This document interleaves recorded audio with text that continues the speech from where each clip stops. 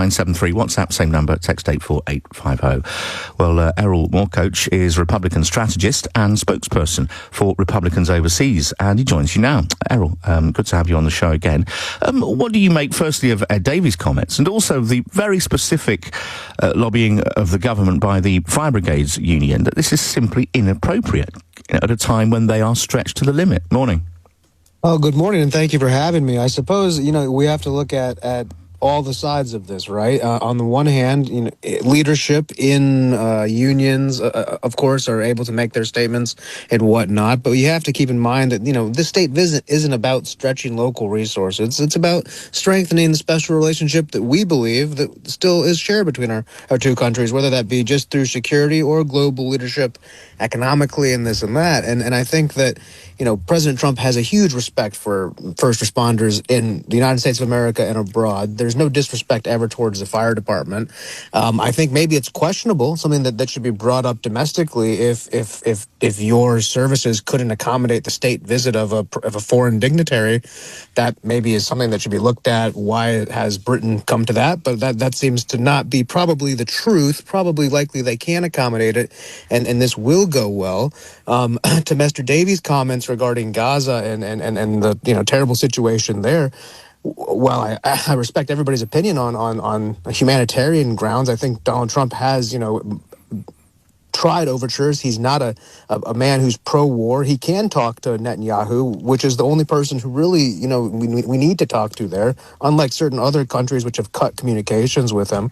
So while Donald Trump is trying to fix an unfixable situation, and he's like the 10th U.S. president to show up and try to do that, it's unfair to castigate the situation there as somehow a reason that Britain shouldn't benefit from a Anglophile president who's coming to your country to meet, and probably, as you astutely said, he's going to use this to either cut a break or announce an end of tariffs or something, most likely. So it's a win for the British exporter. It's a win for the global alliance, and in the end, it's probably not going to be something that destroys the firefighters union. And as well, potentially a lot of money will be spent in the UK by groups and by the US contingents and whatnot. So it's not going to be all negative, and I think that's probably unfair how he's presented it. And of course, many people criticise the monarchy and say that it's outdated and isn't itself worth the money that it costs. But one of the great things about the monarchy, I happen to believe, is that they're a great diplomatic tool. And time again, over the decades and centuries,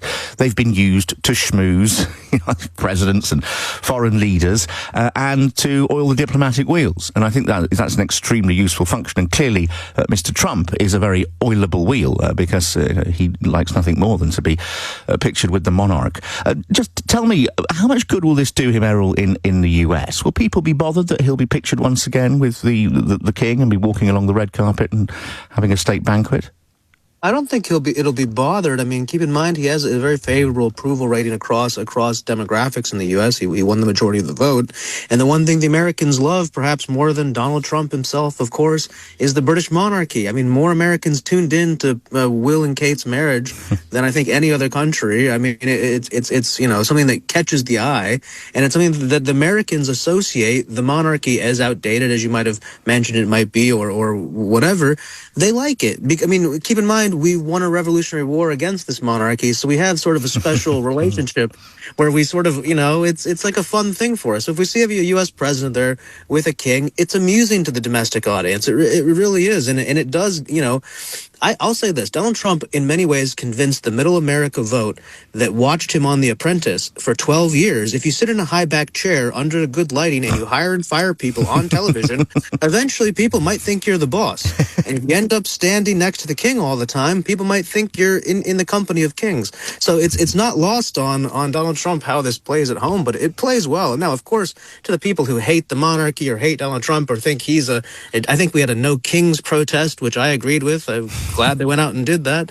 But, all in all, the people who hate him are going to hate it. The people who like him are probably going to like it. But the casual, average fan, it's going to play well because it's going to be amusing, pomp and circumstance. We don't really have it. And the only monarchy that we sort of even remotely understand is yours. And so we kind of role play as like fans of it for some reason. I'm not quite sure. I kind of like it too. It's just amusing to us. And we do think that it probably is good for your tourism as well as as the image abroad, I think you've done a pretty good job as a country to weaponize the monarchy in a non-violent way post-violence, and so that should be at least commended in some respects. So that's a really nice way of putting it, actually. I mean, you can be as rich as you like, can't you, in the US? But one thing that money can't buy is to spend time with the king and to go to a state banquet at Windsor Castle. This is one of those things that, rather like being the president, actually, that money can't itself buy, although perhaps it can influence. Just on that final point of Gaza, which is, of course, Ed Davies' main reason for staying away from the state banquet, do you think that Donald Trump will use this occasion perhaps to meet with other European leaders, perhaps to advance more creative ideas on how an end to the war in Gaza might be brought about? It's certainly something that will be discussed with the Prime Minister and I think probably the King. So, could this also help that process? I think it could help the process. I'm not sure if other European leaders in this 3-day visit will be very strongly included, but he does have that penchant to call somebody in, and certainly maybe something more pertinent in that region to him might be some help with Vladimir Putin and Ukraine. So you're going to see both those things brought up as well. I think definitely there'll be any overture made will be in good faith, but I'm not quite sure if any other European countries will be included. This is going to be probably a UK very focused visit for President Trump. Erol, very good talking to you. Thanks very much for taking the time. Erol Morkoc there, Republican strategist and spokesperson for Republicans overseas. And it's over to you now.